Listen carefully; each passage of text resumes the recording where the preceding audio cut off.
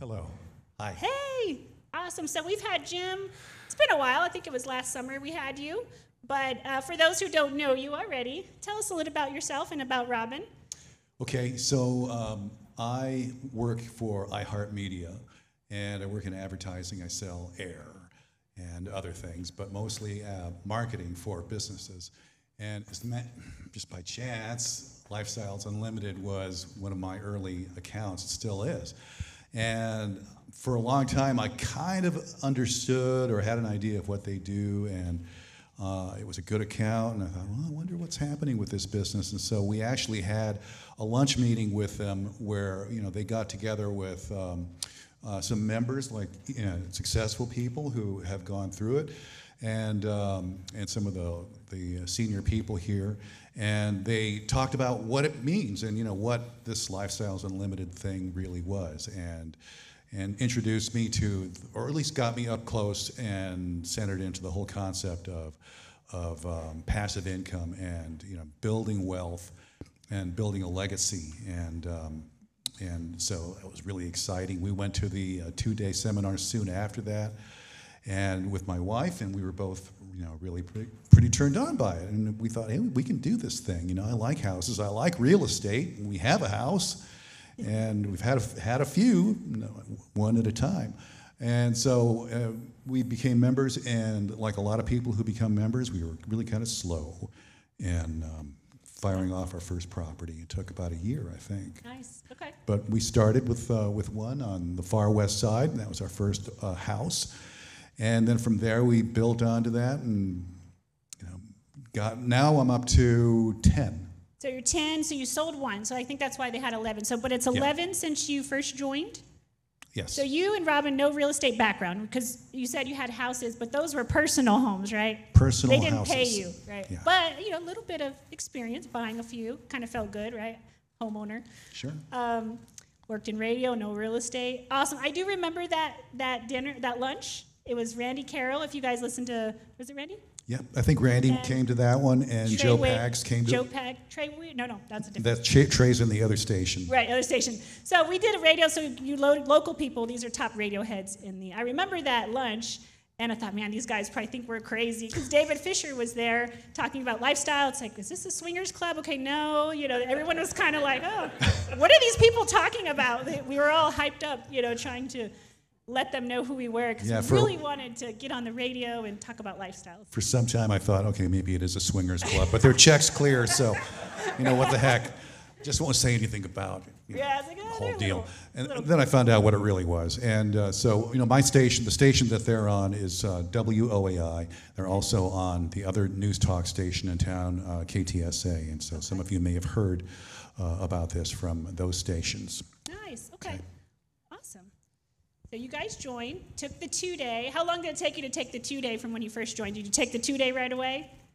Or procrastinate a little bit? We procrastinated, eventually took the 2-day, and a few months, but we did. Perfect. And both of y'all took it together, or was we one? took it, together. Mm-hmm. So everyone's on board, husband and wife, everyone. Yep. Robin was good. So that's a good thing, guys. If you have a spouse, try to get them to the 2-day with you, right? It's nothing worse than sending your spouse and they love it, and you're at home like, what are we doing? You want both of you. It helps to have both more success, right? If your partner can be there to understand the whole process. If you have a partner. And my wife, Robin, is involved, but not to the degree that I am.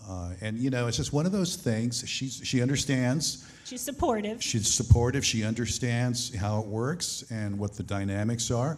But she has other interests, and sometimes when you have a situation where you have a couple, sometimes somebody fits in more naturally into the ebb and flow of an activity like being a landlord and property owner, and so she'd probably say it a little more bluntly and say I'm doing most of it because I'm a control freak. Now, yeah. Tell us how it really is. Right. Yeah, right. So we had asked you, you said having tax-deferred income for life is a big deal. There's a lot of comfort in knowing these investments are delivering benefits now or continue to grow, and you're providing a better life for our residents, improvements to the neighborhood. We don't talk about that enough, guys. we're cleaning up neighborhoods. A lot of the properties we buy, I've seen some of yours, Jim, they're beaters. They're ugly, right? And so I don't know how many times neighbors will come up to you and say, thank you so much for cleaning up the neighborhood. My kids don't have to walk by the kukui house, right? The scary house anymore. And they're proud of where they live. So you are helping neighborhoods, and you're also employing contract. I don't know how many. I mean, the plumber that we use the same plumber. He was able to save $100,000, wants to join and start investing because we give him so much business. So we do things right. We fix things right. All the properties that I have, I would live in them, right? We don't teach be a slumlord, nothing like that. We do things the right way because that will come back to you. And your properties as well, I've seen most of yours. They look fantastic. And I love that you added that in there because that is a big deal and we don't touch on it enough. So that's one of the things that really appealed to me about this, that the encouragement was to make an improvement, to make for a nice place for somebody to live, clean and functional, and just to do something that is positive. And actually, somebody said something to me, kind of snide at a dinner party. Said, "Oh, so you're a slumlord?" Yeah. No, I mean I wanted to punch him, but no, I am not a slumlord. I am a responsible landlord. If something breaks, I fix it, and I'm responsive. And I think I've had tenants who've been with me for long time. Yeah, six years in some cases. Ooh, I hope you raise the rent. We'll save that for the 2-day. Anyway, let's get on to one of your properties. So is this the one before last, right, that you purchased? Yeah, this is actually 2 properties ago, but we bought this one, I think, at the end of 2021, beginning of 2022. So here's a before and after of the front. Looks like you did some painting, not much landscaping, a little bit of stuff, right? So Anton Drive, that is south side of San Antonio. Southeast side. It's not far from Brook City Base, which is a great area to be. Great. Pecan Valley. It's on a nice You've street. got one by there, right? Kind of. Yep. South side. Okay. Nice. So blue-collar neighborhood, right? We're not buying in the Dominion, which is the high uppity area, and we're not buying in the war zone. We like the middle-class blue-collar area. Those are high-demand rental properties, so a lot of our lifestyle members we purchase. It fits our model. Yeah, in a neighborhood like this, there's a better chance that your property values are eventually going to noticeably go up, and it's just a good area to be. I mean, you can tell. I mean, some of the south side and southeast side neighborhoods are just, some a little bit shop worn, but they've got a lot of potential, and and you can tell that a lot of people still care about their properties. And there's a lot of people who have lived there forever. The guy we actually bought the house from was the original owner who bought the house in 1955. Wow. Wow. So he told you all the history about everything, huh? Maybe? He was actually dead, but Oh, no. we bought it from his son. I should say we bought it from darn. his heir. Okay. So it was probably a little bit We of found out a little bit about it. But. Gotcha. So here's a before and after of the interior. So tell us a little bit about the rehab. What did you do? Wait, did you do the rehab? I did not. Okay. Your contractor. So tell us what your contractor, or what's the in-depth of what you guys did on this? So we walked the property, and the house was pretty solid. It didn't need any foundation work, but it was really dated and kind of dirty and ragged. So we put in a new floor. We opened up the kitchen, so it was more of a little bit more of an open floor plan. Actually, we saved the cabinets because they were 1950 steel cabinets, still in really good shape, and so we painted them. They worked just great. I mean, there's nothing wrong with that. We did put some new windows into another part of the house that needed it. The floor, air conditioning, Adding central air, HVAC. central heat. Okay. And we managed to do that without having to redo the electrical, which is sometimes the case, and that brings up the cost quite a bit. And I saw this picture. I'm guessing that was the converted garage, and you made it so it was like a half bath, and you made it a full bath? Yeah, it was actually not even a Cool, half okay. bath. It was just a toilet. Just a toilet. No sink. Well, there's a sink. Well, there was kind of a sink, yeah. With a bunch of weird closet space, right? So I love how you transferred that. And when you're working with us, our agents and our mentors, sometimes it might make sense, right? Like he added a shower. So he's going to get more rent because he's got another amenity. And so sometimes you'll be able to do that if it's in your budget, which it sounds like it was, to get that higher rent and probably a higher ARV. Yeah. And it looks like a simple slide-in shower, nothing too crazy, but it still looks very nice and functional. So good job. The house was actually had a converted garage that they were using as sort of an extra living space or a hobby room or whatever, and so we turned that into kind of a master bedroom. So we wound up with a 4-bedroom, 2-bath house, Nice. which is unusual in the area. Right, okay, looks good. The pictures could look great, but numbers are more important, right? So let's talk about the numbers. So you purchased the property for $135,000. You got a loan, right? You're not buying this cash. Right. And then your estimated rehab cost, $61,000, which seems like a big number, right? But you have a lot to work with at that number. And Jim is very experienced. As we'll see on the next slide, he's got a big portfolio. He's been doing this a while. So a $60K rehab to him is probably a walk in the park. Other costs, that's everything associated with purchasing real estate that's in the loan. And so after all those numbers, your equity capture is $18,450. Your cash out of pocket to purchase, right above $32,000. And you rented the place for $1,755. But cash flow, right? Cash flow is the most important thing because that's cash in your pocket every month. Net cash flow. So that's $383, which is about $4,500 a year for this one property. And cash on cash return, 14%. That's amazing. I was listening to Dell earlier on the radio, right? And he's talking about how he's got millions in the bank waiting for his next property, and he's getting, I think, 3% return. And him and Madeline were talking about might get 4%, and you're getting 14% on one property. So try to get that. Go to a bank, ask about CDs and bonds and all that. I don't think you can get 14%. So that's a good number there. And then 57% return on equity is amazing as well. It's an appreciating neighborhood, right? Single family, hot area. How long did it take you to get it rented? It took a little while. It took about 60 days, and I'll tell you why, because our timing with the completion of the rehab was, I think we finished up at the end of December. Not a great time. Middle of the holidays, right? Yeah, anytime you're like trying to rent something out in fourth quarter or at the beginning of first quarter, it's slow. But we did get somebody in there, and she was a really good tenant. In fact, she had she had 5 French bulldogs. Oh, wow. Okay. So did you get that? Is that why you got higher rent? Or we were kind of going back and forth on the rent because you have got pet rent? Well, actually, it was a little bit higher, and I'll tell you, she just moved out, and we had it vacant for about 3 weeks, and somebody else rented it. Oh, perfect. Okay. And they have 2 dogs, so they're still paying pet rent. But we were actually up to $1,775 for the rent with the pet rent, which is pretty good for the area. Right. That's fantastic. Well, awesome. Great job. Give him a hand. Wonderful. But let's look at your portfolio. This is really exciting. So these are all your properties, right? You sold one last year. And when you sold that one, give or take, what did you make on that property?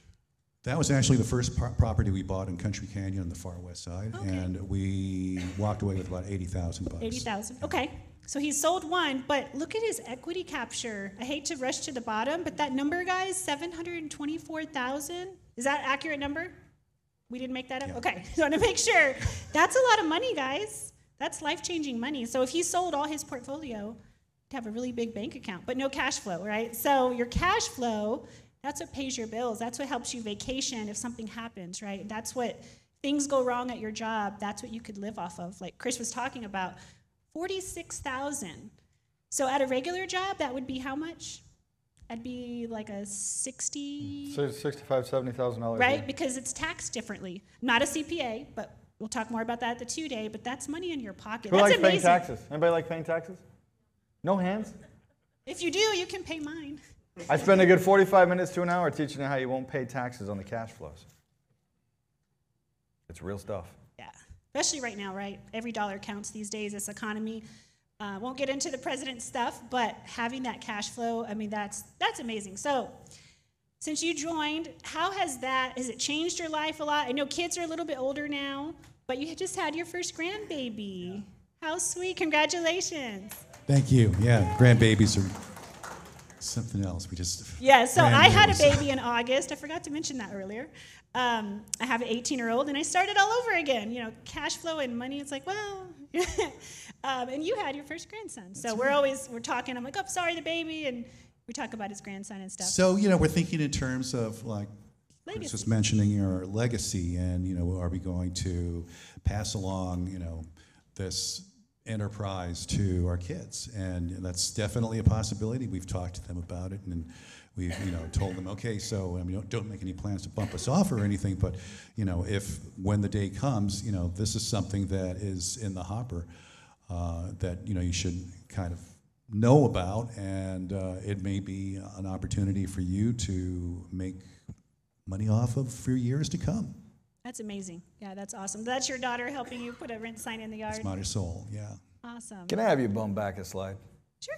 That's $725,000 you picked up in equity. Did you ever see yourself doing that in a matter of 5 years? No. In any other investment vehicle, do you think you really could have done that? I had a 401k, and I think we topped out at $300,000, not even $300,000, $250,000, and it was growing, and then it wasn't growing, and then it was rolling backwards and precipitously, and so no, I didn't think that kind of net wealth would be there. I really didn't. And when did you buy your first property? What year? We bought it in 2017. So between 2017 and 2024, you've captured $750,000. Yeah, How many years is That's that? fantastic. That's 7 years? about 7 years. Yeah. Yeah. You gonna keep buying? Say what? Are you gonna keep buying? Absolutely. Absolutely. These are all in San Antonio, except for one in Converse. Well, I guess that's San Antonio. Converse Where is- do you live? I live in San Antonio. Okay. And I know that there's some members who do buy out of market. I think you do. I live in Dallas. Okay. And I just like control freak that I am. I like knowing that I can go over to the house and see what's going on, and if there's a problem. So let me ask you that. So, because Yeah. we get a lot of pushback sometimes, right? It's like, okay, you don't live in the same city. I don't go to my houses. I mean, I don't know, I just don't do it. I do have someone do inspections, all that stuff, but I guess no reason to. How often, your tenants there paying rent, do you go to your houses all the time? No. Actually, in truth, I really don't go all the time. I should go more often. Just maybe twice a year would be appropriate to do inspections and So just kind twice of a give an year. idea. Yeah, twice a year. And Because that he's way, local, but if you're out of area, right, you hire somebody, you've got a good handyman, you've got contacts here, somebody will go in there and take some pictures, do an inspection, right? If you can't get to your properties, that's what we'll teach you how to do that. right. But And that's the way to go, to have somebody at the ready, a handyman. If there's somebody you can meet up with who you have a great communications line with and good chemistry with, who does a good job, can really be worth his weight in gold, because that's the kind of person who can go over and fix a small thing over at your house and tell you, oh, by the way, you got something else going on with your your roof, or your AC is making this noise or whatever. And But you still have your full-time job. You manage these properties by choice, right? Sure. Granted, with the $46,000, I'm sure he could hire a property manager, but at this point, you've kind of streamlined a lot of the major stuff, which is, hey, there's a leaky faucet. Okay, tenant messages me, you send Call the plumber. Jesse. You call Jesse the plumber, and you pay him on Zelle or Cash App, So this is something, like a plumber shows up, you don't have to be there. Okay, plumber, what's wrong, right? Plumber, he'll send a video of everything he's doing. Yeah. He'll send pictures. He forgets to ask to get paid. It's one thing I hate about him, but we've got good people, right? You've got a good team, and we all refer contractors and plumbers and all the people, but it sounds like you don't need a property manager. You've still got your full-time job, but you've got lots of responsibilities, but you can still handle managing this, so it's not like a huge second job or something like that. No, not at all. It's really easy, and I might have the right temperament for it. I don't freak out very easily. But when there's something wrong, a tenant calls and says something blew up, or something's not working, or I turned this on and there were flames and whatever. I have people I can call, and And so it's never really a crisis. Hasn't been so far. Well, Have you good. had a phone call about flames? Have you had it burned? No, but I had a No, phone call. okay. Not flames, I but haven't I had either. a phone call, and they always start the same way. I'm so sorry, Mr. Morales. I hate to bother you, but this tree fell down in our yard, a really big one. And sure enough, there was like a really large hackberry tree that I hadn't noticed was actually dead. And that's my fault from not having visited the property. And anyway, dead hackberries not only self-prune, but they self-annihilate too. And so it fell into the neighbor's yard. Thankfully, nobody got hurt, but it did take out a fence. But if it did, I mean, you've got insurance, right?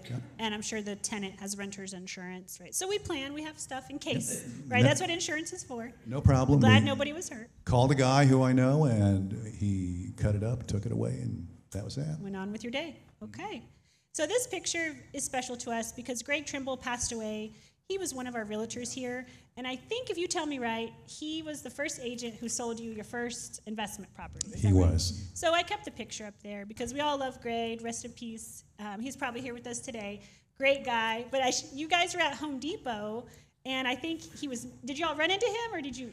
How did that No, work? he went with us. He knew it was our first property, and so he went with us and helped us pick out, signs Oh. and Looks like you all had door locks or something. yeah, too. and some Yeah. hardware and stuff. And he went with us to our closing, and yeah, he was great. That's amazing. Our agents, guys, I hate to brag about them, but they are amazing. They do a lot. A lot of them are investors themselves, so they're going to be able to help you with stuff. Of course, you have your mentors. Rely more on your mentors, but having agents who get it is so important.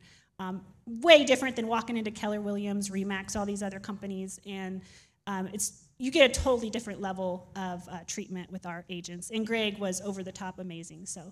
And Greg was really not just really helpful in finding the property, but I mean, he would take time out, and like at events like this, he would grab us and let me show you something on the computer. And he would kind of give us little mini lessons on the way that rental properties work. Right. That's And, awesome. yeah. Really says a lot about our team. And we have a lot of agents that are like that today and mentors. So we asked you, what are your short-term goals? You said buy 2 more. You said did you say by the end of the 4th quarter of this year? Okay. Because Yeah. how many have you bought this year so far? Actually, we finished buying one in January, so we kind of started on that one in 4th quarter, and Okay. and that was a turnkey Oh, good. situation. So Okay. yeah, we did buy one technically this year. Okay, And so I'd you like want to to do buy 3 at least this year. 2 more by in 4th quarter of next year, figuring that if we do that in 4th quarter, by the time we get started on and finish with the rehab, we'll be done in time for prime rental season. Perfect. Smart. Okay. Long-term goals. You said you want to replace your earned income, generate wealth you can pass to your children, and a European trip, and you want to buy 10 more houses. Right. That's a lot, and I definitely see you doing that. I looked at your past slides, right, because you presented with me last July, and I had to change some of your goals, but your short-term goal was to sell, I think it was sell 1 or sell 2 and buy 2, sell 1 and buy 2, and you did that, didn't you? Well, I came real close, Came actually. real close, okay. You bought 1. We sold one house last year. That's the $80,000 equity capture, the capital gains that we got out of that house. And we were going to take the proceeds and buy 2 rental houses. And so we were able to buy one, had a bid on another one. In fact, we had a contract going on another one. But there was some kind of an heirship issue. If you've ever bought old houses before, sometimes the deeds and the title can really be just bizarre. And so somebody made a mistake in 1965 on a deed on this house, and boy. these guys had such they were so lost in trying to figure it out. It just took too long. We So said you we're passed out. on. Yeah. You got your earnest money back, all that good stuff. We did. Okay. Right, because if there's a title issue, you don't want to buy something that doesn't have clear title, and our agents will walk you through that. But okay, so we'll hold you to it. 2 more properties, so when you're done with those, we'll have you back up here and give us an update on your big portfolio. So you had some help along the way, right? There's myself, and I'm sure you've leaned on Jillian as well. And then we also have Joey in Austin. I don't know if you've worked with him, but we have 3 mentors in this market. So your hard money lender, one of the companies you've used is Red Door. Have you used any other of the vendors for hard money, or just? I think not for hard money. I think for hard money, it's just been Red Door. Red Door. Okay. If it works, it works. And then Kim, she's with LU Finance. She's a conventional lender. She does the permanent money, Yeah. get you out of that hard money or private money and get you into the permanent money. And she's been great. And then you have one of your handyman, Scott, with Roadrunner. And then the Lifestyles Realty. I didn't put particular names because I think you worked with a bunch of them. And of course, Greg and a few others. So awesome. So this is a team game, right? You're not doing this alone. You have a team to rely on. Me and Jim schedule calls all the time, talk about stuff, right? When there's a change in the market. Hey, is your rentals taking forever to rent? Hey, look, this worked for me. Best practices. And that's great. And I think that's contributed a lot to Jim's success, is if he doesn't know or he wants to talk about it, he reaches out to a mentor, reaches out to the agent. He doesn't just try to guess and, I hope it works out. He's very smart about the decisions he's making, and so I appreciate that of you. And congratulations, this is amazing. I mean, life-changing. I'm sure your wife is like, okay, we can 700,000 plus. All right, I'm glad you joined, right? So shout out to Robin. She's very sweet, very helpful. Can we go to questions? Jim, you got anything you want to add? Yeah, anything? Do I have any questions? Or maybe, No, what no, would no, you no. say to the brand new person in the got a room house to who's sell? like, you got a house for sale? What would you say to the brand new person in the room, maybe who hasn't joined yet, who hasn't purchased their first property? Just maybe some encouraging words that kind of remembering how it was when you first started, and maybe if you had some fear or some apprehension or, what would you tell them? Well, first of all, you've got a lot of support here, and the mentors like Jody and Jillian and Joey and Austin have been just tremendous in just having a real understanding and commitment to helping you succeed and sharing their experience, because they're all in it too. I mean, they've got skin in the game. They're all investors. They all have rental properties, either multifamily or single family. I would say that that's just one of the key components to helping you succeed and not make huge mistakes. If you do make a mistake, even a huge one, I think it's important to remember that rentals and real estate can be very forgiving. And I have made mistakes, but it's very forgiving, and I've always recovered, and my properties have always become profitable eventually. Sometimes it takes longer if you've made a big mistake from the get-go. Right, so come to the 2 days so you don't make those big mistakes, right? So good, I appreciate that. Thank you so much. But before we let you go, I'm sure there's some local questions or some folks online. We're not online tonight. It's just us. Oh, is it just us? Okay. Yeah. Yep. A big old camera. Kind of lonely. We are being recorded to be uploaded okay. on the portal. Well, somebody will watch it. Yeah. Right? Yes, sir. I have a question on your Antone Drive property. You showed equity capture on the first slide for 18,000 18,000 and 62,000 on the other slide. What's the difference between the two? 18,000 equity capture, that was when we bought it from the get-go. And 62,000. Oh, because when did you buy the property? We bought it in 2022. Okay. Finished. So buying. 2022 to 2024, appreciation. What was forecasted Today. when you bought it? The second one The The- first one was equity capture. The second one is with appreciation. With appreciation, yeah. Yeah. Good question and good spotting that. That cherry on top. We don't buy for appreciation. It just comes. And that's only, you've had it, what, 2 I years? love it when 2 and a it half? Yeah. 2.5 years of appreciation. Who wants to make 50 grand doing nothing? You just got to have that portfolio, right? Yeah. Yes, ma'am. I'm one of the younger ones, but I just Yay. recently graduated college. Thankfully, no debt, but I also have no money. So how should I invest in properties? How should I get started if I have no experience and no money? No experience, no money. How should she get started? First, you get a job.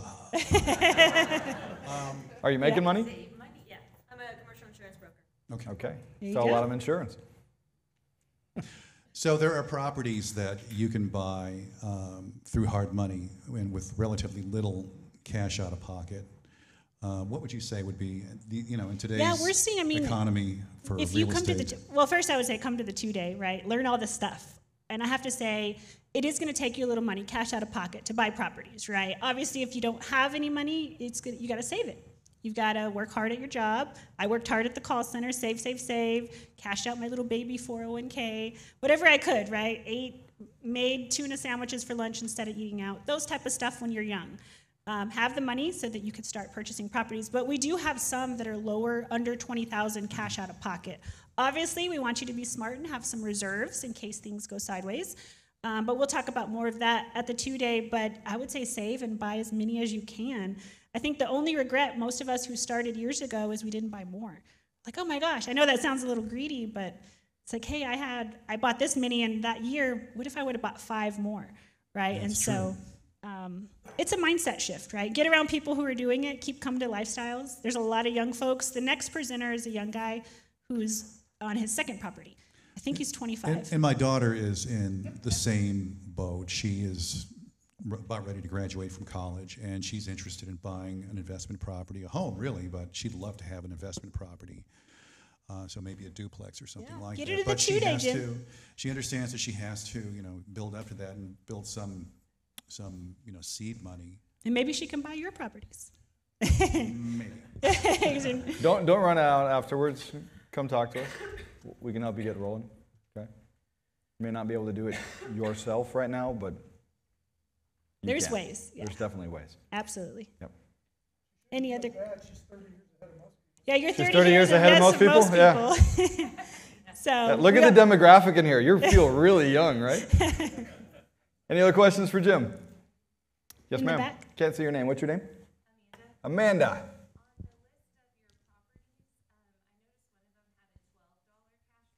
I almost brought that up. I almost brought it. How are you making $1 a month? Everybody wants to know the It's still exception. positive cash flow. Okay, so it's an interesting story. This is a house that I bought off of Facebook. All right, I'm not recommending you do that. Wait, Jim, did you reach out to a However, mentor before you bought it? I did not. Okay. I did not. Now, some Don't would do say that. some would say that as a rental, that's a mistake. Okay, and that we started building this house out of a 500 square foot shack. I paid Wow. $75,000 for this property. It's right next to McCreeless Mall, and we turned it into a 3-bedroom, 2-bath, nice place. And probably one of the nicer houses in the neighborhood. Unfortunately, the rehab, and it was really a pretty big rehab. It took so long that the interest rates actually climbed and skyrocketed during the time that we were, in the middle of it. And we were hoping to be done much sooner, and so it took longer than we needed it to. And so by the time it was done, it was really more appropriate as a flip than Ooh, you said the F word. the F word, than a rental house. But to not do that F thing, we kept it. We're going to keep So it you for a didn't want to rental. get hit with capital gains. No, yeah, actually, the capital gains on that house are considerable, and so I think for what I paid out of pocket for it, which was maybe $14,000. Not bad. If we sold it, let's see, what is it? What's the equity capture on that? 67 equity. 67,000. So that's not a bad thing. And I just wouldn't want to flip it because number one, I don't want to pay taxes on the capital gains of that kind of money. And So- it cash flows. And it cash flows a few bucks. Rents are going up, Yeah. so it's going to cash flow a little better. But But call your mentor next time you buy a house, even if it's number 11. Okay. that's the I should have called Jody house. No, but you did great. You did great. Look at that equity capture. The reason it's an exception is because he didn't follow the map we teach. We do not teach you to buy a shotgun, Womp womp. 500 square foot home and turn it into a 1,200 and rebuild it, right? He was watching too much HDTV That's that right. night. I was think. bored. Okay. He was bored. I was He needed bored. something to do with it. Yeah. But you've done great, Jim. Amazing. Great. One last question. Anybody? Did we answer your question, Amanda? All right. Anybody else? No? Awesome. right. Well, Let's give give him a Jim a hand. hand. Thank you so much. We really appreciate it. Thank you, Jim.